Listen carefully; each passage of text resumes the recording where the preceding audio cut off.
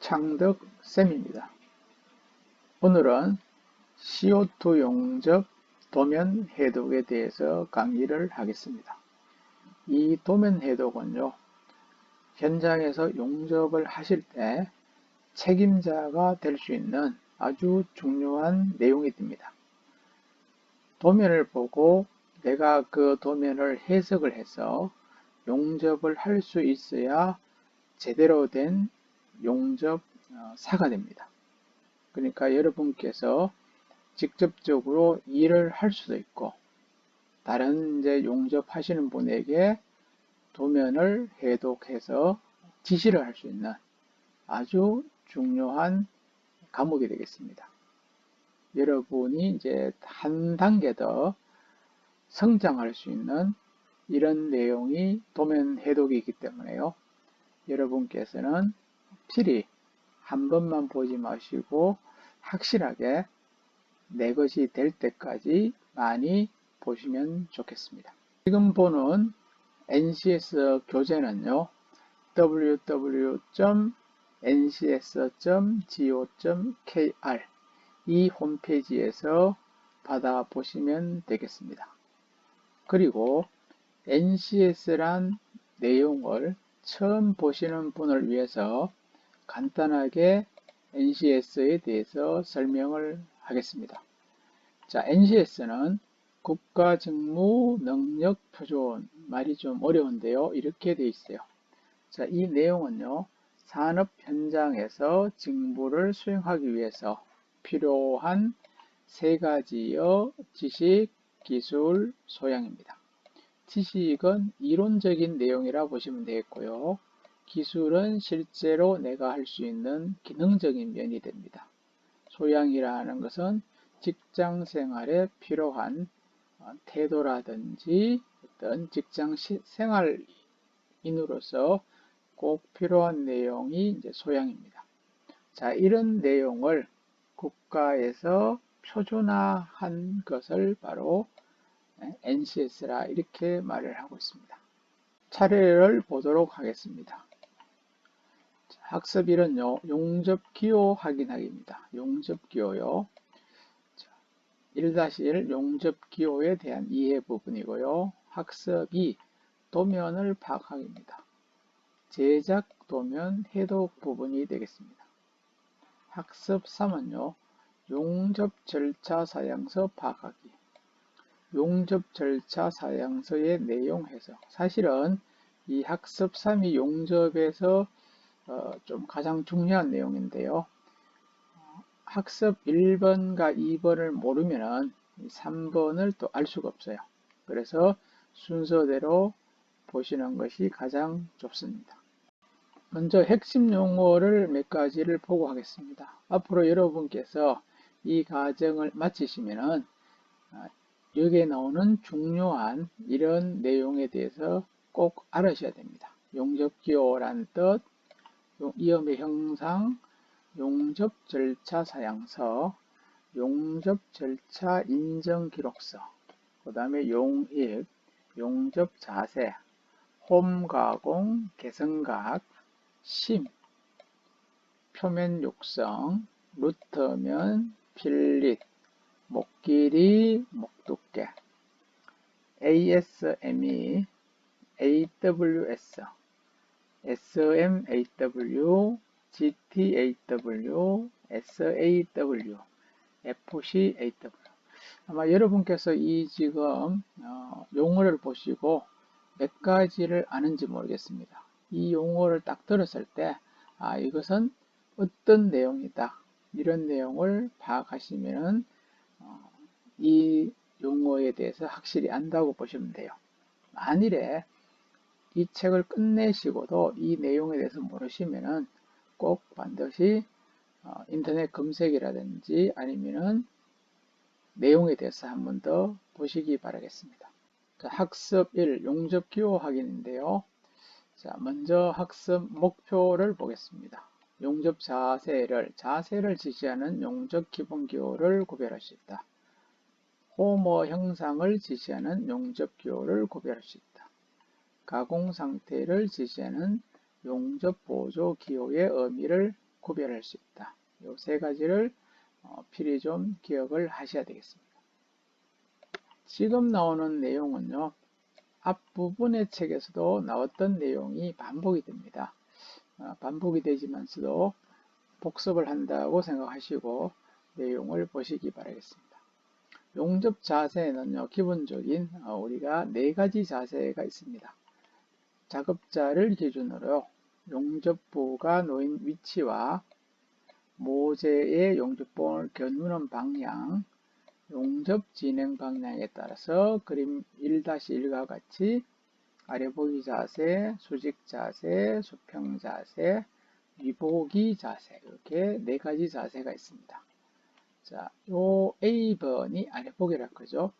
이 철판을 바닥에 놓고요. 이렇게 용접봉의 윗부분, 철판의 윗부분을 용접하는 것을 아래 보기 자세랍니다. 수직 자세는 철판을 이렇게 수직으로 세우고요. 이렇게 밑에서 올라가는 거죠. 이것을 우리가 수직 상진, 이렇게 내려올 때도 있습니다. 그러면은 수직 하진이랍니다. 수평 자세도 철판을 이렇게 수직으로 놓고요.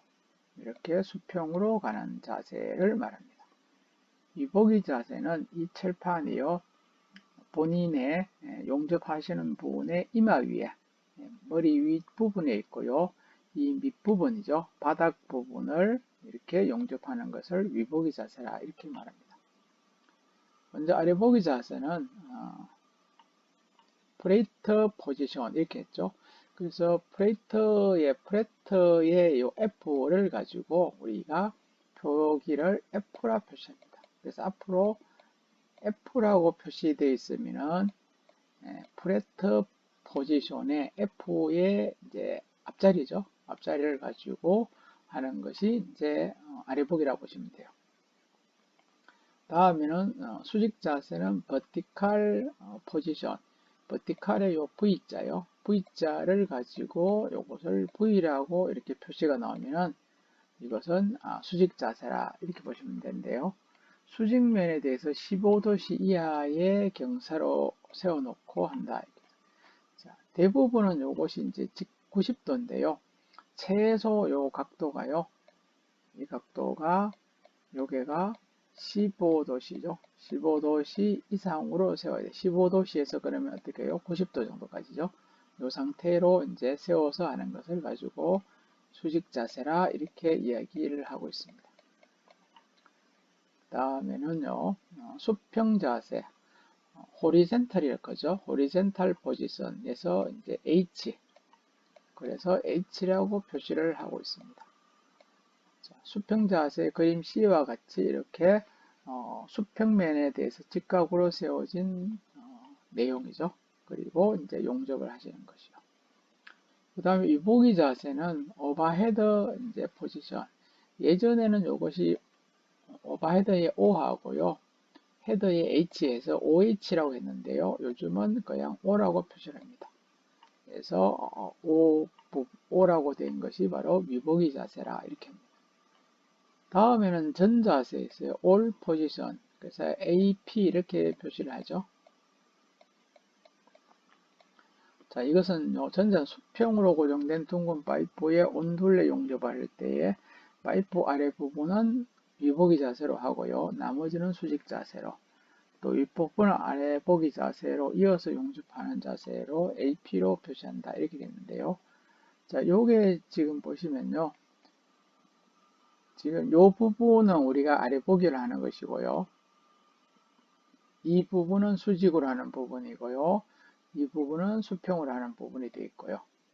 자, 이 밑에서 이렇게 하는 것은 위복이고, 자, 요 지금 파이프가 이렇게 이제 수평으로 되어 있습니다. 그러면은 요 부분에서 요 부분에서 요 부분 같은 경우는 이제 수직이 되고요.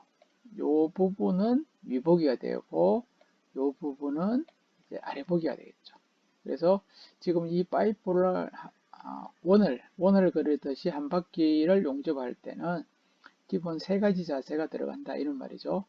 위보기, 수직, 아래보기가 이래 들어가는. 그래서 이런 것을 가지고 이제 전자세, 그러니까 기본적으로 이 전자세라고 하는 것은 두 가지 자세에서요. 우리가 이제 앞에 네 가지 자세 중에서 두 가지 자세에서 아니면 네 가지 자세 사이를 가지고 용접하는 것을 전자세랍니다. 그러니까 뭐 예를 들어서 아류보기하고 수직 이렇게 해도 전자세가 되고요. 뭐 아류보기, 수직, 수평을 다 해도 전자세. 뭐 아류보기, 수직, 수평, 위보기까지 다 해도 전자세가 된다. 이렇게 생각하시면 됩니다. 다음은 용접기호의 구성을 보겠습니다. 용접기호는 구조물로 제작 도면에 설계자가 의도하는 용접위원과 이 도면을 설계한 사람 있죠. 의도하는 용접위원과 호모 형상, 그 다음에 필립 각장 등의 용접 필수와 비더 표면의 가공 방법과 상태 및 용접 자세 등을 명시하기 위한 것이다. 그래서 용접기호의 구성은 그림 1-3과 같이 화살표, 그 다음에 기준선, 지시선, 그 다음에 꼬리로 구성되어 있습니다. 자, 1-3에 보시면요. 자, 요 부분은 이음을 할 대상이 됩니다. 이 부분은요. 그리고 이렇게 이제 화살표가 되어 있죠. 화살표 부분이고요. 그 다음에 여기 보시면은 실선이 있죠. 기준선이 보시면은 이제 실선이 있고요. 밑에 점선으로 된 이제 파선, 식별선이랍니다. 식별선. 그 다음에 마지막에 꼬리가 되어 있어요. 그래서 이 실선이 이제 뜻하는 것, 아니면 이 파선이 뜻하는 것, 뭐 이런 것들을 이제 나중에 배우시게 되겠습니다. 화살표와 접합부의 관계를 보도록 하겠습니다. 그림 1-4는요, 한쪽 필렛한 용접 T 접합부의 화살표와의 접합부 관계를 나타낸 것이다. 그래서 1-5는 또 필립, 양면 필립 용접한 십자형 접합부를 나타낸 것이다. 이렇게 됐는데요.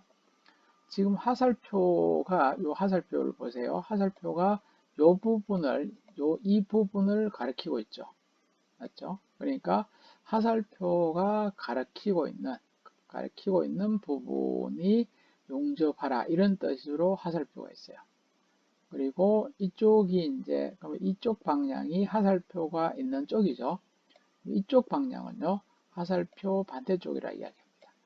화살표가 지금 오른쪽이죠. 오른쪽에 있고, 오른쪽 부분은 화살표 쪽이라 말하고요. 이쪽 왼쪽 부분은 화살표 반대쪽이라 합니다. 그리고 여기서도요, 화살표가 지금 여기 있어요. 그러면 이 부분을 화살표 쪽이라 말하고, 이쪽의 오른쪽 부분이 화살표 반대쪽이라 이렇게 합니다. 화살표가 있는 쪽은 화살표 쪽, 없는 반대는 화살표 반대쪽 이렇게 이야기한다 보시면 되고요. 자, 요 경우도요 1-5인데요. 요 부분이 이음의 A 부분인데요. 요게가 이음 A가 요 부분이죠. A 부분의 화살표 쪽이고 A 부분의 화살표 반대. 요 부분은 이음의 B라고 합니다. 그러면은 화살표가 이렇게 돼 있으니까 왼쪽에 돼 있죠. 아래의 왼쪽. 그래서 요 부분이 이음 B의 화살표 쪽. 이쪽 부분, 오른쪽 부분은 이음 B의 화살표 반대쪽. 자, 이거는 뭐 쉽게 이해가 되시겠죠? 이쪽도 한번 보도록 하겠습니다. 자, 이음 부분이 이렇게 되어 있어요. 이렇게 이음이. 그러면 이 부분이 이음 A, 이 부분이 이음 B가 되겠네요. 이쪽에서는 이렇게 됐고 이렇게 됐잖아요. 그죠? 그러니까 이제 가로 방향이고 요거는 세로 방향이 되겠어요. 그래서 요 부분은 화살표가 이렇게 돼 있죠. 지금 왼쪽에 아래 부분 돼 있어요. 그러면은 이 부분이 이음 A의 화살표 쪽. 요 부분은 이음 A죠. 이렇게 이음이 A가 되니까요. 이음 A의 화살표 반대. 자, 요거는 이음 B 부분. 이음 B가 이렇게 세로가 되니까요. 이음 B의 화살표 쪽. 그 다음에 이쪽은 이음 B의 화살표 반대쪽. 네.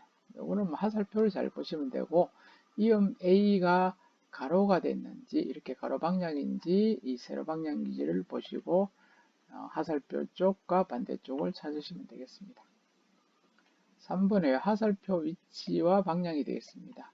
용접기호에서 화살표의 위치는 기선의 좌측이나 우측 끝에 연결하며 화살표의 방향이 그림 1-65 AB와 같이 접합부 양쪽의 홈 가공 형태가 같은 형태일 때는 특별한 의미가 없어요. 그런데 CD와 같이 한쪽의 모재만 가공하는 경우에는 홈 가공을 하는 화살표가 향하도록 한다. 자, AB 같은 경우는 이 화살표가 큰 의미가 없어요. 이 자체가. 그러니까 이 부분이나 뭐 이 부분 이렇게 이제 홈평면, I형 홈평면에서는 큰 의미가 없습니다. 자, 이 경우도 그래요. 뭐 이렇게 해도 되고, 뭐 이렇게 해도 되고, 뭐 이렇게 해도 되고, 이렇게. 그러니까 이 두 개는 같은 겁니다. 이거 같은. 그러니까 화살표를 이렇게 하나, 이렇게 하나, 똑같은 위치에 용접하라는 뜻이고요. 이 경우도 똑같죠. 이렇게 하나, 이렇게 하나, 똑같은 위치에 용접을 하는 그런 부분이 됩니다. 그러니까 I형 같은 경우는 지금 큰 의미가 없는 그런 부분이 됩니다. 근데 요게 C하고 D는 우리가 요것을 베벨형이라 이렇게 했죠. 베벨형에서는 조금 달라집니다. 자, 지금 여기서 보시면은 요 실선 있죠. 실선. 실선의 베벨형의 기호가 이렇게 돼 있어요. 그러면은 요 베벨형은 요 화살표 끝부분, 화살표가 가리키는 요 부분을 이제 용접하라 이런 뜻이 되겠어요. 그리고 여기도 똑같죠. 여기도 화살표가 여기에 지금 돼 있죠. 이렇게요. 그러면은 베벨형으로 요 부분을 이제 요 부분을 베벨형으로 용접하라 이런 뜻입니다. 실제로 용접했는 모양은 도면은 이렇게 나타나는데 실제 모양은 이렇게 되는 거죠.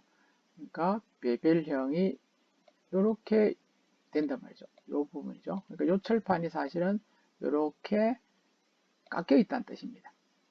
깎여 있는 부분을 요 지금 까만색의 요 위치가 용접을 해야 될 그런 모양이라고 보시면 돼요.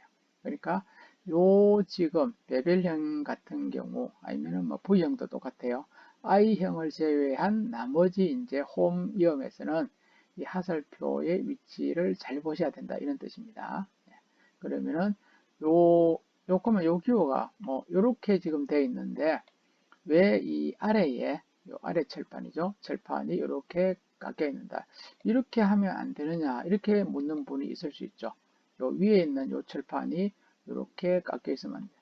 자, 요 기호는 이렇게 하셔가지고요. 전번에도 이야기했듯이 이렇게 됐죠. 이렇게 그려요. 이렇게 그려가지고 어떻게 해요? 이렇게 돌리면 돼요. 이렇게 돌리면 돼요. 그러면 요 모양이 되죠. 맞죠? 만약에 베벨형이 그죠? 거꾸로 됐다 생각하세요. 이렇게 만약에 베벨형이 돼 있어요. 그러면 어떻게 합니까? 이렇게 그리죠.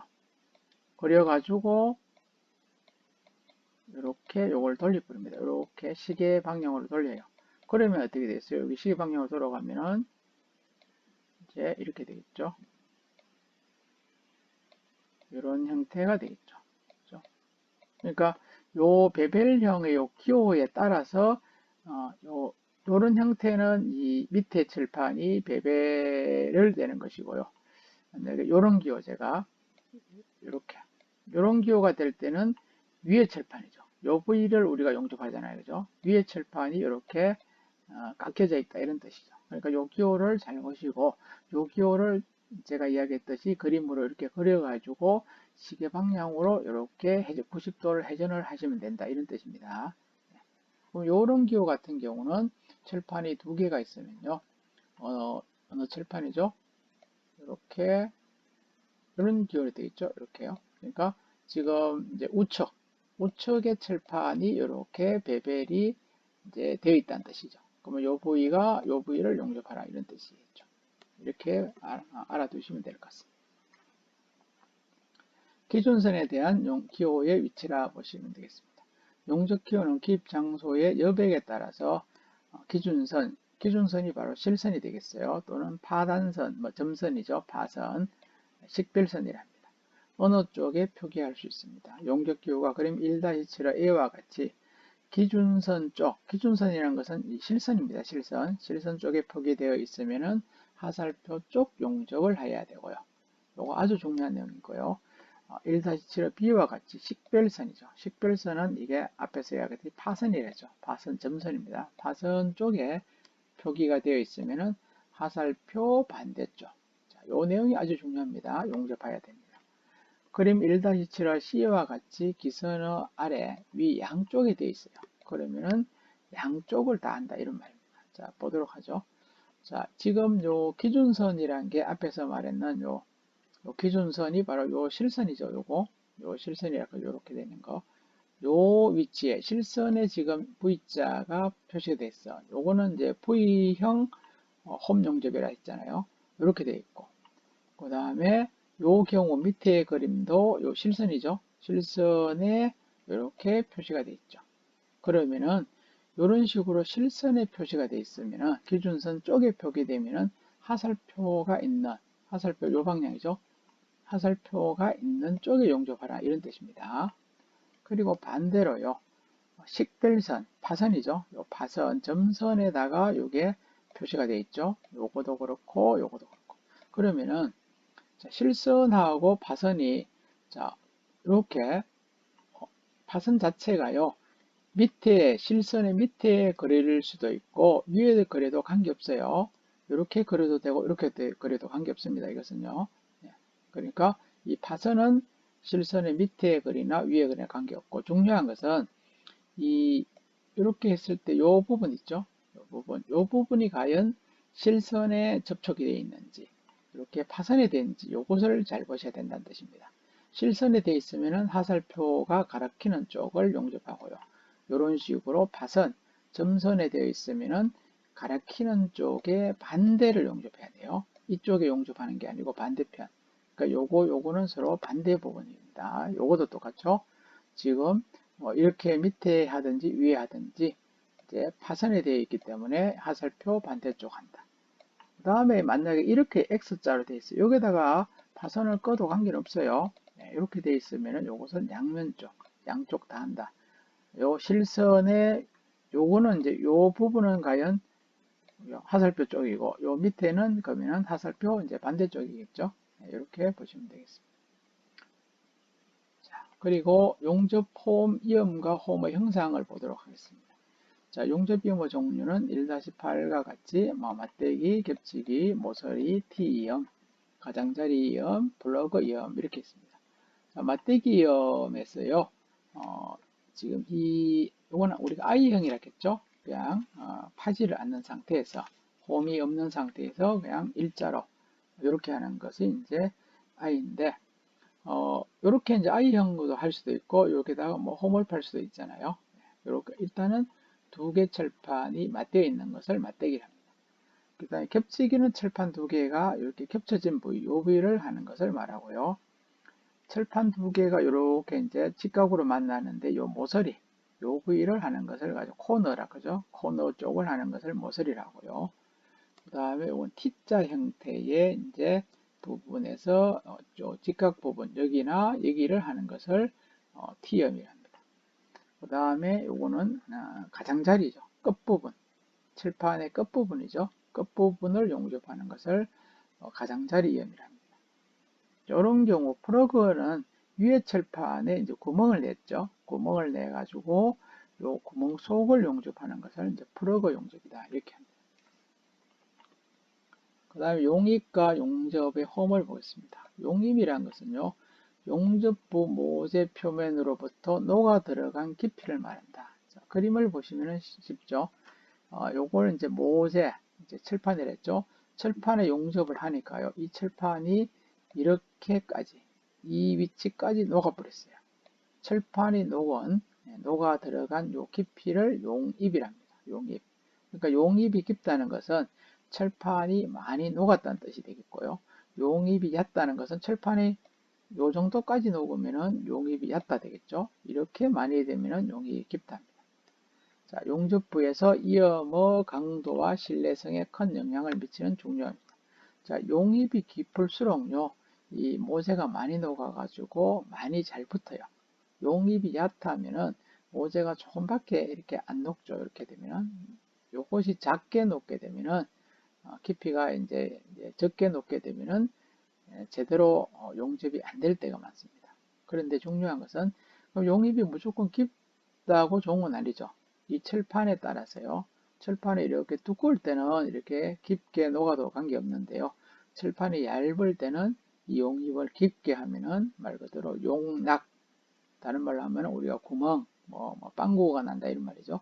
그렇기 때문에 용입 깊이도 철판 두께에 맞게 해야 되겠습니다.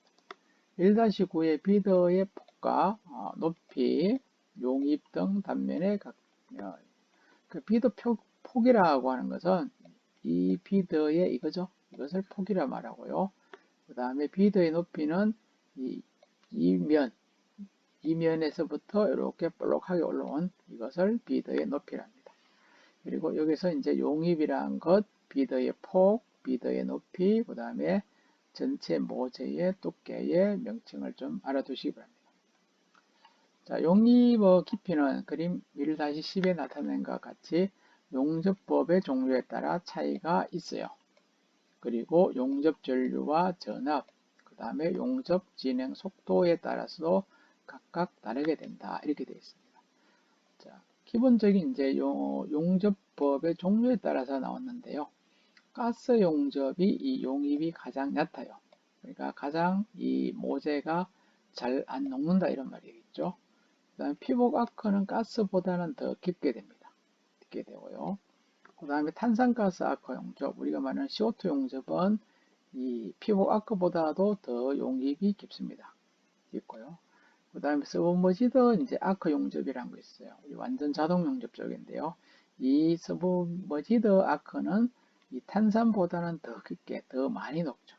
그러니까 같은 용접기에 따라서 같은 전류를 썼을 때에 이렇게 이제 차이가 난다는 거죠. 그러니까 가장 우리가 두꺼운 철판을 아주 용입을 깊게 하기 위해서는 서브머지드를 쓰는 게 제일 좋죠. 그 다음에 두께는 이 탄산가스 CO2를 쓰는 게 좋고요. 피부가크는 CO2보다 조금 더 두께가 얇은 쪽, 가스 용접은 아주 좀 얇은 철판에 용접을 하는 것이 좋다. 이런 뜻이 되겠습니다. 또한 용입은요, 루트 간격에 따라 다르게 나타납니다. 그림 1-11A에서는 두 모재 사이에 루트 간격을 얻게 했을 때 딱 붙였는 거죠. 이렇게 딱 붙여서 있는 경우하고, 그 다음에 B는 좁은 간격, 약간 이렇게 간격을 벌렸어요. 이런 경우, C는 조금 더 넓게 했을 때에 용입이 어떻게 되는가 이렇게 봅니다. 자, 요 간격이 없이 딱 붙을 때는 용입이 적어요. 이렇게 밑에가 적게 녹죠. 그 다음에 약간 좁게 벌렸습니다. 그러면은 첫 번째 간격 없는 것보다는 더 조금 깊게 녹죠. 더 많이 녹아요, 속에. 그 다음에 더 넓게 했습니다. 그러면은 훨씬 더 많이 이렇게 녹게 되겠죠. 그래서 이 간격이 너무 또 넓어버리면 어떻게 되겠어요? 말 그대로 이 부위가 완전히 녹아서 이렇게 구멍이 날 수도 있어요. 그리고 너무 이제 이런 경우도 철판의 어떤 두께에 따라서 이 간격을 조정하는 것이 좋습니다. 철판이 얇을 때는 이런 방법을 쓰는 게 좋고요. 간격이 없게 하는 게. 철판이 두꺼울 때는 이렇게 하는 게 좋아요. 이 간격을. 그래야만이 제대로 용입이 되어서 녹는 그런 내용이 되겠습니다. 자, 그 다음에는 용접의 홈을 보겠습니다. 홈은 앞에서도 많이 나왔는데요. 용접 보고 선택과 용접 조건, 용접 조건이라는 것이요. 전류, 전압, 속도. 그죠? 요거는 이제 기본적으로 좀 알아두세요. 용접 조건은 용접의 전류, 용접 전압, 용접 속도입니다. 그리고 루트 간격의 조절만으로 용접 이온부에 충분한 용입이 이루어지지 못할 때는 이런 것을 가지고 충분한 용입이 안 될 때는요. 이연부의 한쪽이나 아니면 양면에다가 개선 가공을 합니다. 그러니까 철판을 가공한다 이런 말이죠. 깎아낸다 이런 뜻이 되겠습니다. 이렇게 이제 용접 작업을 하면은 두꺼운 모재도 완전한 용입을 얻을 수 있다. 그러니까 두께가 어느 정도 클 때는요. 전류, 전압, 속도 아니면 이 루터 간격 조절만으로 안 될 때가 있어요. 안 돼요. 용입이 안 될 때가 있습니다. 그럴 때는 철판의 양면이나 아니면 이제 한 면을 가공하는 거죠. 개선 가공을 하면은 확실한 용입을 얻을 수 있습니다. 그림 1-12는 맞대기 용접에 쓰이는 홈의 형태입니다. 자, I형 같은 경우, 이거는 이제 개선이 없어요. 그냥 철판이 직각으로 잘라져 있는 상태에서 용접하는 것을 I형이라 했죠. 모재 두께가 6mm 이하에 쓰고요. 요 V형 있죠? V형 같으면은 6에서 20mm.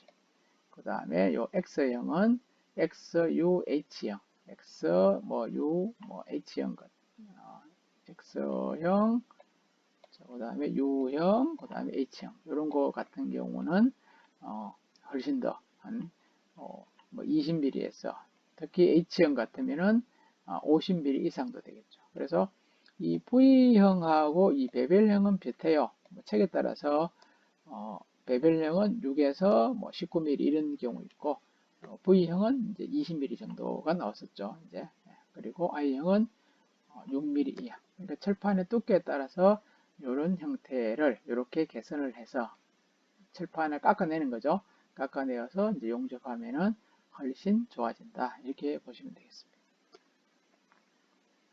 그 다음에 호모 형상 기호를 보겠습니다. 한면 호모 형상 기호요. 용접 구조물 제작 도면에는 제작품의 형상과 치수 등이 포함되어 있으나 일반적으로 형상부 세부 형상은 용접 기호로서 나타납니다. 세부 모양은 기호로 나타내죠. 호모 형상은 한면홈과 두꺼운 모재에 적용하는 양면홈이다. 한면홈은 앞에 나왔던 V형이라든지 베벨형이라든지 뭐 J형이라든지 이런 형태가 한면이죠.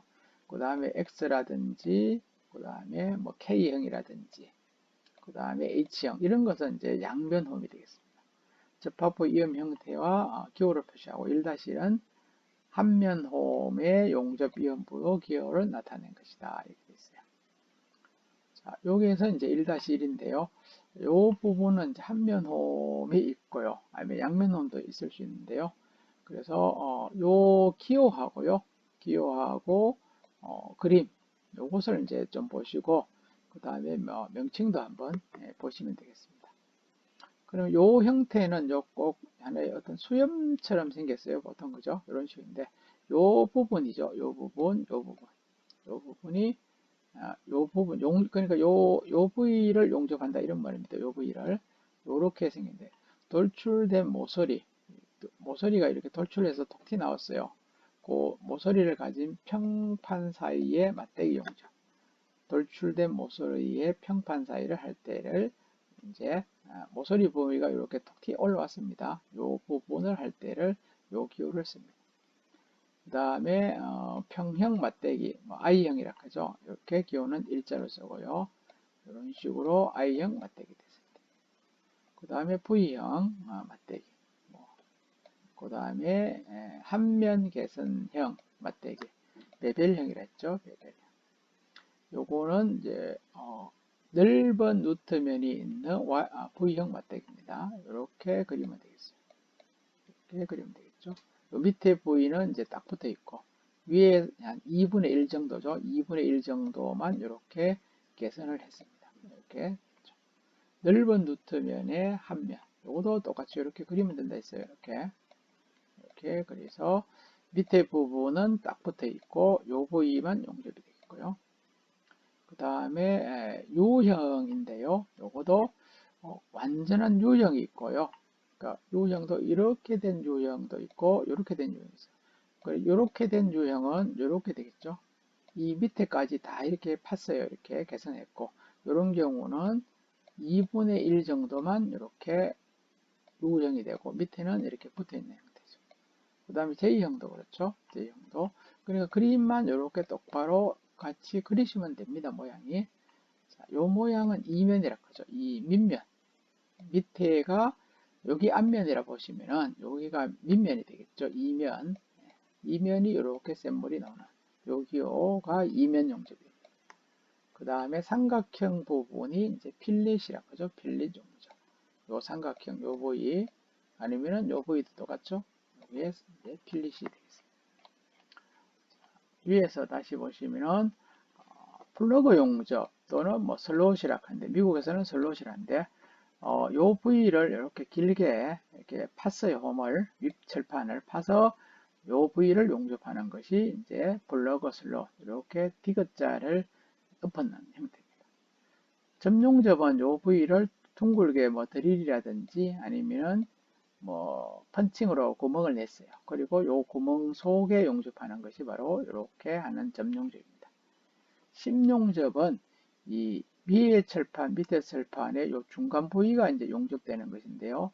이것은 일반 용접기로는 용접이 안 되고요. 이 심용접이 되는 용접기가 따로 있어요. 그래서 심용접이 되는 용접기로 이렇게 아래 위에 이렇게 전류를 걸어가지고 압력을 가하면서 전류를 보내게 되면은 이 윗부분을 안 녹고 이 속에 만나는 철판 두 개 속에 만나는 요 부위가 이렇게 녹습니다. 녹으면서 붙은 이런 식으로 녹으면서 붙는 것을 가지고 심용접이라 이렇게 말합니다. 그 다음에 나머지는 크게 가장자리는 이런 식으로 세선을 끊는 방법이죠. 이렇게 나온 부분. 그 다음에 요 표면 이제 육성은 이 표면 부분을 그죠? 이렇게 비드를 쌓아가는 이런 형태가 되어 있고요. 그 다음에 이것도 뭐 크게 관계가 없습니다. 자, 요 위에 부분이 이제 한 면이고요. 다음에는 양면 홈의 기호를 보겠습니다. 두께가 두꺼운 모재에 충분한 용입을 얻고자 할 경우에 모재의 양면의 홈을 가공하는 작업을 말합니다.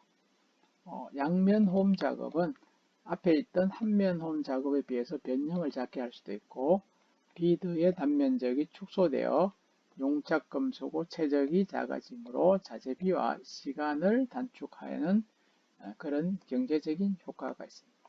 1-2는 양면의 모습이 되겠습니다. 그러니까 X형, 그죠? 요거도 이제 그림을 그리시면 돼요. 이렇게 됐죠. 그래서 요 부분을 용접하는 것을 말하죠. 뭐 K형, 나머지도 이제 그림 그리세요. 요거는 X형하고는 조금 다르죠.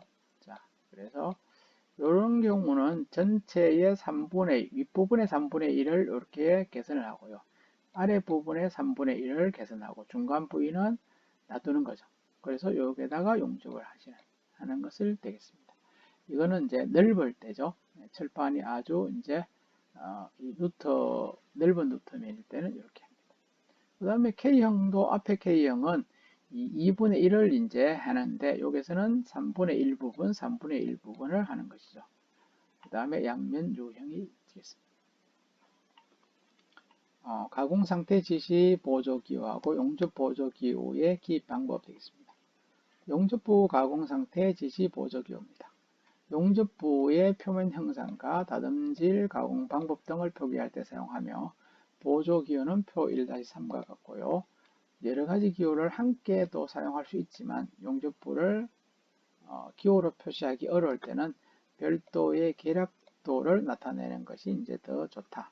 실제 용접 기호에서 보조 기호를 표시하지 않을 때는 용접부 표면을 자세하게 나타낼 필요가 없다는 의미다. 이 기호가 없을 때죠. 보조 기호가 없을 때는 뭐 표면을 아주 이제 자세하게 할 필요가 없을 때 그런 때는 이제 기호에 표기를 하지를 않습니다. 자, 1-3의 보조 기호를 보죠. 용접 부분의 표면 모양이죠. 표면하고 형상인데요. 표면을 평평하게 용접을 할 때는 이렇게 일자로 수평으로 그어줍니다. 용접했는 표면이 이렇게 평평하게 하라 이런 뜻이고요. 그러니까 용접을 이렇게 했어요. 예를 들어서 이렇게 돼 있는데 기호가 이렇게 돼 있어요. 그러면은 요 V자의 홈하고 똑같은 높이로고요. 이렇게 하는 뜻이겠죠. 평평하게 똑같은 높이로. 그 다음에 요 부위가 이렇게 볼록하게 돼 있어요. 그러면은 요 모양하고 똑같이 이렇게 볼록하게 용접하라는 뜻이겠죠. 그 다음에 오목형 같은 경우는 이렇게 홈이 있을 때요. 이렇게 오목하게라는 뜻이죠. 이렇게 쏙득하게, 그죠? 이런 모양대로. 그 다음에 이렇게 모양이 꼭 이런 식이죠. 뭐 갈고리 형태, 그죠? 갈고리 형태 이렇게 되어 있는데 낚시 뭐 바늘도 이런 게 있지만서 이런 형태 같으면은 영구적 이면 판재 사용한다. 영구적인 이제 이면 판재라고 하는 뒷면, 네, 뒷면이죠. 뒷면. 그러니까 용접을 이렇게 요면을 했는데 요 밑에다가 이런 이제 어떤 철판이죠. 철판을 하고 요 위에서 용접을 이렇게 해서 같이 이렇게 붙여주는 거죠. 요것을 그죠? 요 이면에다가 이런 철판을 한 개를 붙여가지고 계속적으로 이제 두는 이런 형태를 가지고 이렇게 합니다. 그 다음에 제거 가능한 이면 판재. 요거는 이제 제거를 MR 했을 때는 제거를 하라는 뜻이죠. 용접을 끝나고 나서 요 부위를 이제 없애라는 뜻이죠. 예, 제거하는 이런 것을 말하고요. 일조 용접은 전체 다를 용접하라는 뜻입니다. 뺑 돌아가서 이런 파이프가 있고요. 밑에가 이렇게 철판이 있다 합시다. 그리고 나서 이제 요 부위를 이렇게 해서 동그라미를 요 부위를 해요. 요 부위에 쳐놨어요. 그러면은 이 파이프 전체를 동그랗게 용접을 다 하라는 뜻이죠. 전체 다를 둘 걸 일주랍니다. 그 다음 현장 용접은 깃발처럼 되어 있어요. 요거는 현장에 가서 하라는 이런 뜻입니다. 공장에서 하지 말고요. 직접 이제 현장에서 만약에 이것을 할 때는 현장에서 바로 용접하라는 뜻입니다. 그 다음에 이런 경우는 요 깃발은 우리가 현장이고요. 동그라미는 일주죠. 일주. 그러니까 현장에서 이 예를 들어서 이런 부위죠. 이렇게 다 깃발 하나 세웠어요. 지금 이렇게 됐을 때요. 요 용접을요. 이 파이프 용접을 요 철판에 할 때에 현장에 가서 동그랗게 전체 다를 하라. 공장에서 미리 해가지 마라. 이런 뜻이 되겠죠. 이것이 바로 그 뜻입니다. 이런 것들은 아주 시험에 잘 나와요. 이런 것들은 앞에 부분은 그렇게 뭐 많이 시험에는 나오지는 않지만서도 근데 일단은 알아두시기 바랍니다. 용접 보조기호의 기입 방법 1-4의 보조기입입니다. 자, 이런 경우도 이제 앞에 있는 이 보조기호하고 용접기호, 요 보조기호하고 용접기호를 같이 쓸 때죠. 자, 요렇게는 요거는 V형이죠. 그래서 V형이고 V형이 이렇게 돼 있으면은 요 표면을 평평하게 똑같이 하라 이런 뜻이죠. 그 다음에 이렇게 돼 있으면은 X형에서 이렇게 볼록볼록하게 양쪽을 다 하라는 뜻이고요. 그 다음에 필렛, 삼각형은 필렛이죠. 필렛에서 이렇게 돼 있으면은 이렇게 오목하게 하는 뜻이고 그 다음에 이런 경우는 위에 부분은 V형 밑에 이면이죠. 이면 부분은 지금 V형에 납작하게 이면 부분도 납작하게 이런 식으로 하는 뜻입니다.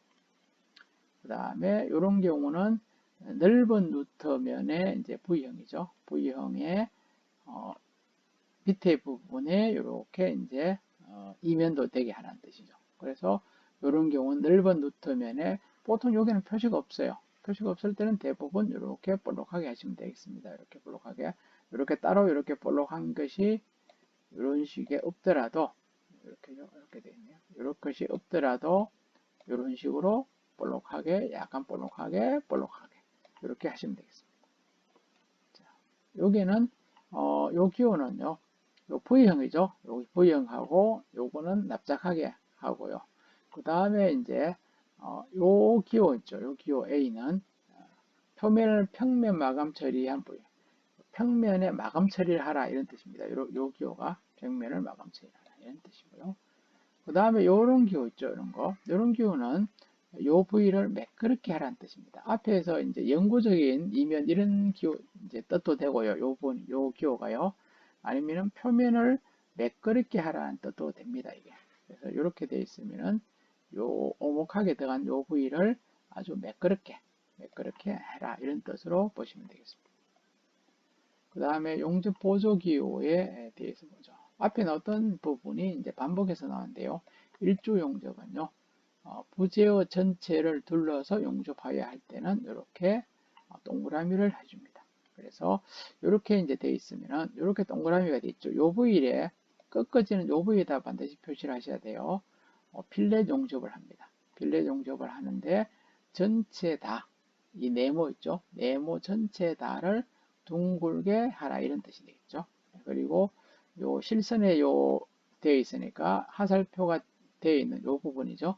이 부분을 용접하라 이런 뜻입니다. 그러니까 요것을 이제 위에서 봤을 모양인데요. 만약에 앞에서 보면 이런 형태가 되겠죠. 이렇게 사각 파이프가 이렇게 되어 있고요. 밑에가 이렇게 철판이 되어 있다고 보시면 돼요. 이렇게. 이제 앞에서 입체도로 봤을 때 이런 모양이죠. 그래서 요 부분 사각형의 각 파이프를 이렇게 전체를 동글동글하게 뺑 돌려서 이제 필렛 용접으로 해라 이런 뜻이 바로 요 기호의 표시가 되겠습니다.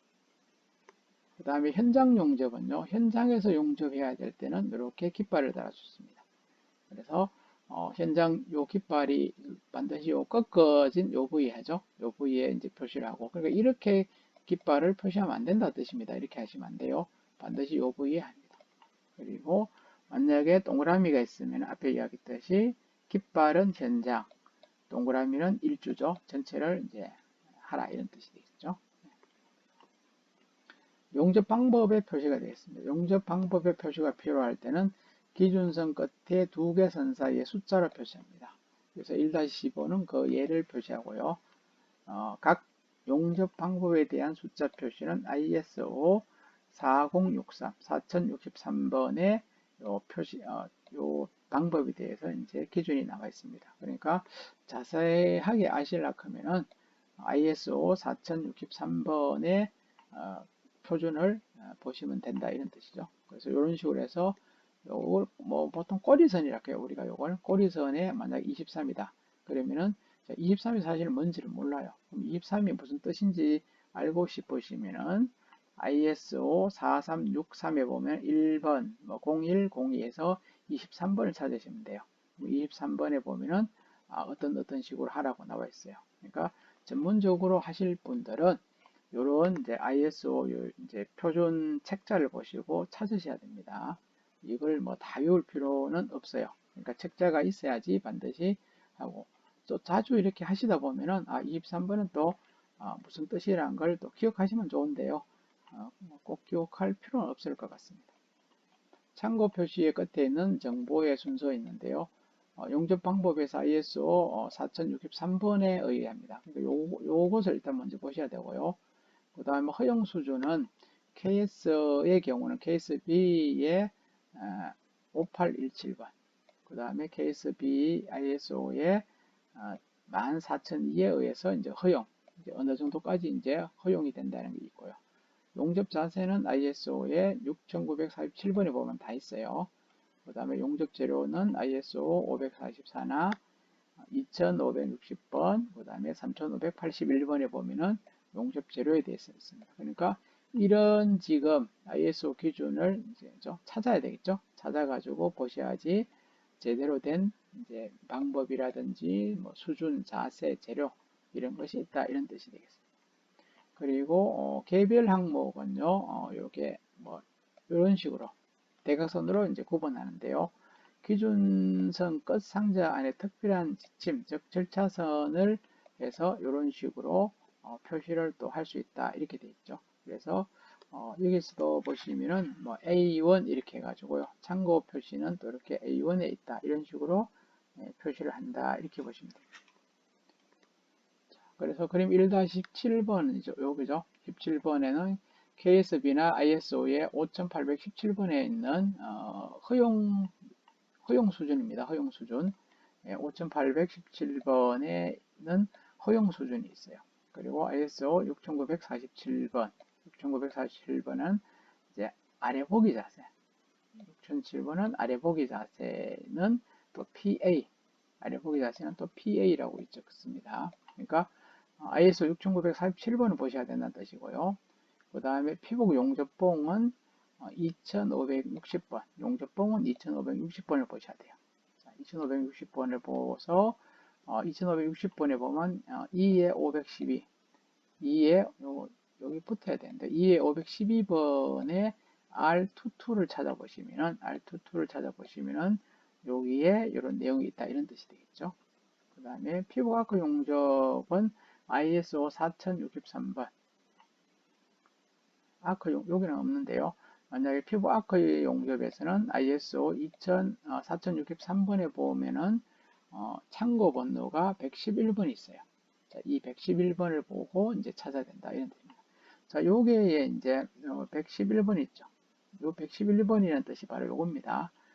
피부 아크 용접의 4063번에 ISO 4063번에 거기에 다시 111번 111번에 보면서 들어가서 이제 내용을 보시라 이런 뜻이죠.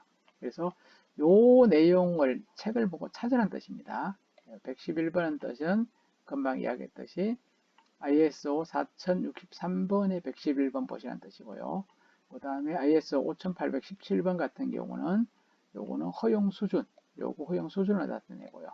허용 수준에 요게 뭐 이제 D 부분 찾아보셔야 되겠고, 그 다음에 6947번 같은 경우는 이 자세입니다. 아래 보기 자세, PA라고 되어 있으면 아래 보기 자세다. 요걸 이제 찾아보셔야 되고 자세를 보시고, 밑에 이제 ISO 2563번은 용접봉입니다.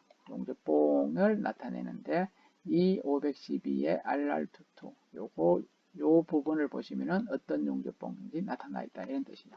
그러니까 이 ISO 책자를 없으면은 이것을 해석을 못 한다 이런 뜻이 되겠어요. 그래서 뭐 요 부분도 이제 똑같아요. 뭐 똑같은 것을 이제 나타내요. 평면도 정면도인데 요건 똑같은 내용이죠. 우리 111번이 나와 있으면 요거는 요게 나타나는 피부 아크 용접의 ISO 4063번에 111번을 보라 이런 뜻이 되겠죠. 그런 식으로 있는데 이 책이 없을 때는 일단은 조금 어렵다고 보시면 됩니다. 그 다음에 점용접부와 심용접부의 도시인데요.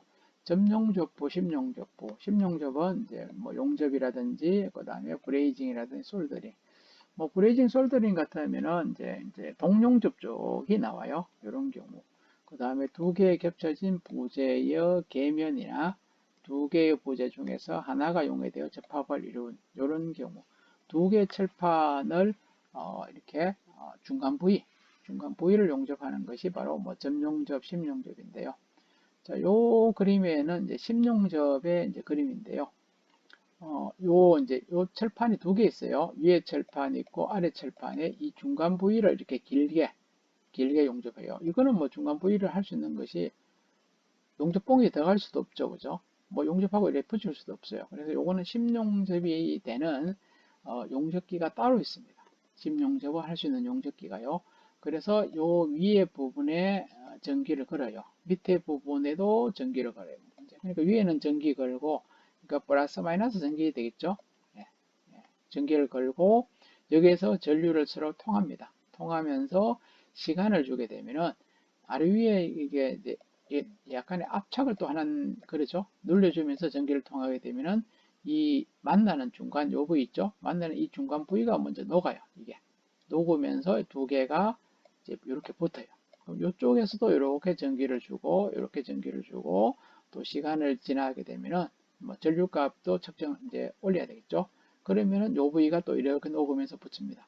이것은 실제로 그죠? 이 부위가 녹았는지 안 녹았는지 외관상으로는 사실 알 수가 없죠.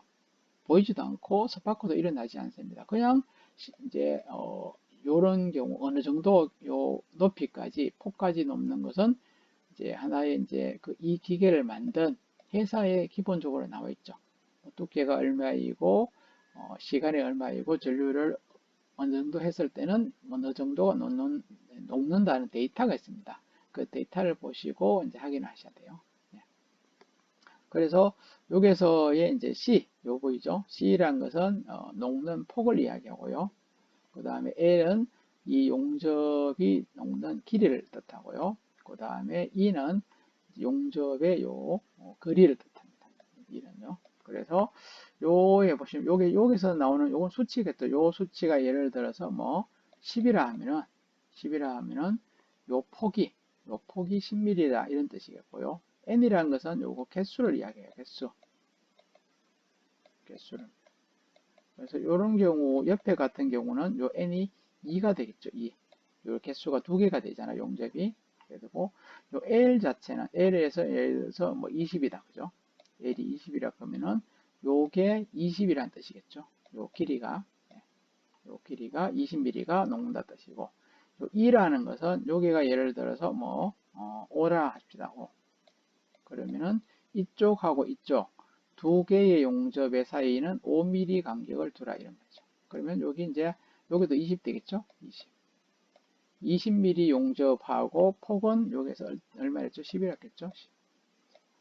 자, 요 폭은 10mm씩 20mm를 한 개 하고 5mm를 띄우고 다시 또 20mm 하라. 요 뜻이 요 기호가 되겠습니다.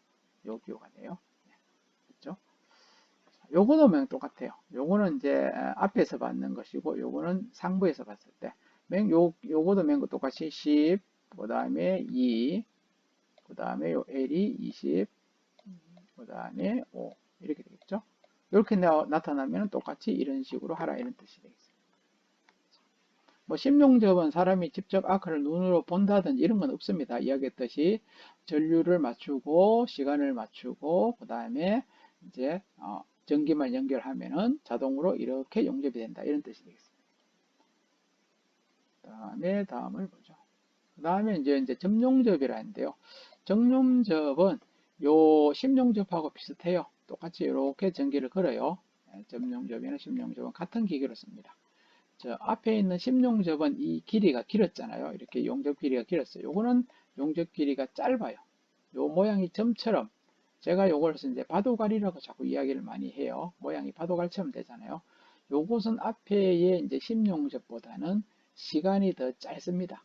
짧은 시간. 앞에 시간을 예를 들어서 10초를 했으면은 여기에서는 뭐 한 2, 3초 정도 되겠죠.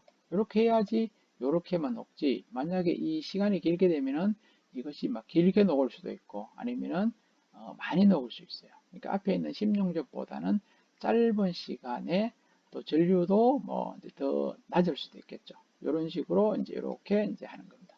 용접할 자리 위치에다가 이렇게 연결해요. 이제 용접기 이제 접촉부를 그러고 나서 자동으로 이제 기계를 작동시키면은 요게 이런 식으로 중간에가 녹아다가는 이런 내용이 되겠습니다. 그럼 키워드 보시면 D라고 하는 것은요, 요 지름을 말하죠. 심용접의 요 지름. 그러니까 D가 예를 들어서 O라고 되어 있으면은 요 지름을 5mm를 하라 이런 뜻이 되겠죠. 그 다음에 N은 개수입니다. 지금 여기는 두 개니까 2가 되어 있고요.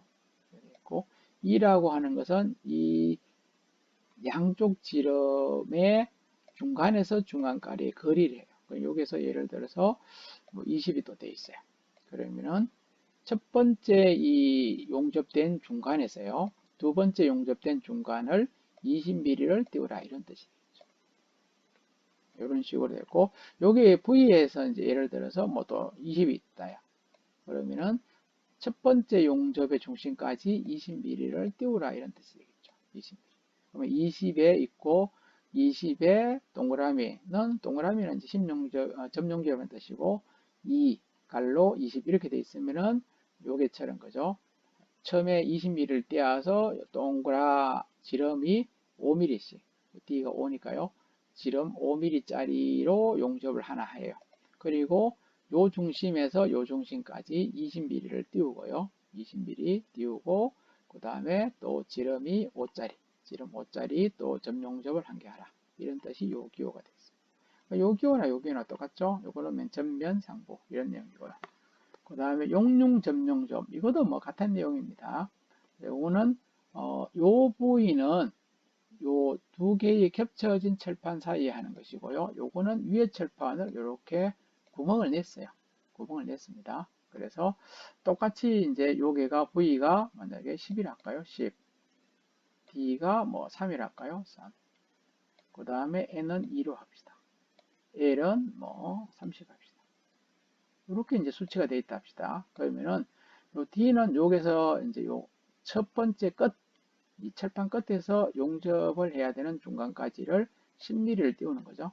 10mm 사이의 중심을 잡아서 용접하는데 D가 3이죠. 요 지름이 3mm짜리죠. 이게 3mm짜리 이제 요 부위가 그러면은 요까지가 그죠? 3mm라는 뜻이죠.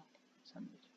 3mm짜리 됩니다. 이게 그러니까 요 3mm짜리로 구멍을 파라 이런 뜻이겠죠. 위에 철판을 3mm짜리 구멍을 판다 이런 뜻입니다. 그리고 이 중심에서 여기까지는 30이 됐죠. 30mm를 띄워서 또 구멍을 이제 또 팠어요. 뭐 드릴로 파든지 펀칭으로 하든지 관계없어요. 파서 용접을 이렇게 하라는 뜻이죠. 이것이 용융 점용접의 기호입니다. 그러니까 이거하고 이거 다른데 차이점은 요거죠. 여기에서는 점용접이 되는 이 용접기를 써야 된다는 뜻이고 요게 점용접은 일반 용접기도 돼요. 대신에 위에 철판을 이런 식으로 10mm 띄우고 3mm 구멍 뚫고 30mm 뜨고 또 3mm 구멍을 뚫어요. 그래서 용접하는 이런 형태가 되겠습니다.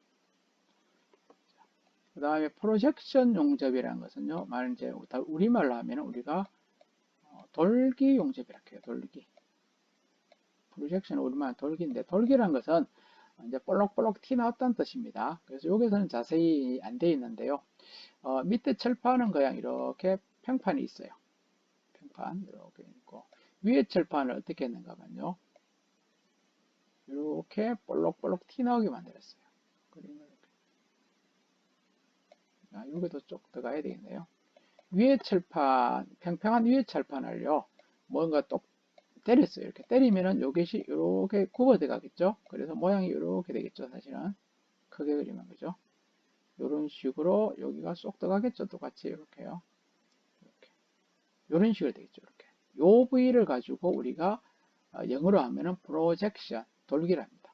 그러니까 위에 철판을 이런 식으로 뭐를 때려 가지고 위에서 망치를 때리든지 뾰족한 걸 때려 가지고 이렇게 밑으로 쏙쏙 튀나오게 만들어요. 요 자리가 용접할 자리가 되겠어요. 이렇게 놓고 그죠? 이렇게 놓고 여기다가 이렇게 겹치게 놓고 전기를 이렇게 밑에 철판 이렇게 한 개 놓겠죠? 그리고 위에다가 전기를 걸어요. 아래 위로. 앞에 나왔던 심용접을 하는 전기를 걸고 이제 시간하고 전류가 되면은 이렇게 톡 튀어나왔던 요 돌리기 프로젝션이 녹으면서 이렇게 됩니다. 이렇게 돼요. 요 톡 튀어나온 요 부위가 이렇게 나와요. 이렇게 되죠. 요걸 가지고 우리가 프로젝션 용접, 돌기 용접이랍니다. 요것도 똑같이 P라고 되어 있다는 것은 프로젝션 용접의 P란 뜻이고요. P. 그래서 프로젝션의 P란 뜻이고요. 그 다음에 요 O, 요거죠. 요게 O가 됩니다. 요 지름이 이제 5mm가 되게 하는 뜻이고, N은 개수도 똑같이 여기서 2개니까 2가 되어 있고요. 그 다음에 E는 요 사이의 거리, 여기 만약에 10이라면 여기가 10이 되겠습니다. 그러니까 P가 되어 있다는 것은 이런 식으로 프로젝션, 돌기를 만들고 하라는 뜻입니다. 돌기를 만들어서 앞에 있는 심용접과 같이 하시면 돼요. 그러면은 이렇게 되겠습니다. 뭐 어디 여기다 넣었죠? 돌기판을 돌기가 있는 여기 하설표 끝은 돌기가 있는 판을 한다 했죠. 그러니까 지금 이렇게 돼 있으면은 요 윗판이 돌기가 있어야 되고요. 만약에 이렇게 돼 있으면 요 밑에 있는 요 판이 돌기가 있어야 된다 이런 말이죠. 요 밑에 판이. 그래서 하설표도 잘 보셔야 되겠습니다. 그리고 점용접에서 프로젝션 지름은 D고 뭐 간격은 E고 N은 용접 개수이다. 요것은 ISO 8167의 이 프로젝션 용기의 내용이 되어 있습니다. 이것을 참고하시면 될 것 같습니다. 자, 지금까지가 용접 기호의 이제 이해 부분이었습니다. 다음 시간은 용접 기호 이해하기 수행 내용을 하도록 하겠습니다.